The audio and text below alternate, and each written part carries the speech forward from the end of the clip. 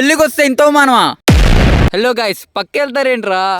మీ దుంపలు మీరు ఎక్కడ తయారయ్యారా బాబు? ఇంకా ఎంతసేపు చూస్తారా అయ్యా?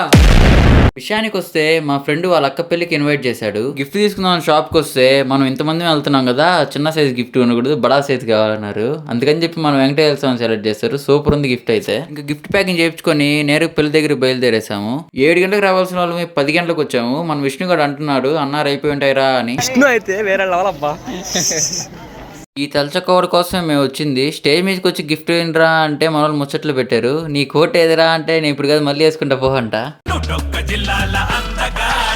ఇంకా నేరు ఫుడ్ సెక్షన్ కాడికి వెళ్ళిపోతే మేము వచ్చిన టైంకి అన్నాలు అయిపోయి బాక్స్లో కడిగేశారు. ఇంకా లాస్ట్ ఐస్ క్రీమ్ ఉంది, ఇంకా తిన్నాము.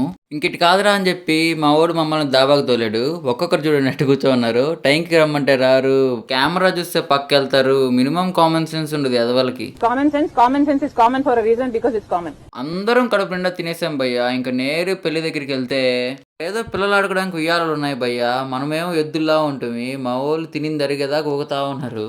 ఈ లోపల మన వినయ్ గారు వచ్చి వాళ్ళందరికి మమ్మల్ని పరిచయం చేస్తా ఉన్నాడు. కోర్టులో మాత్రం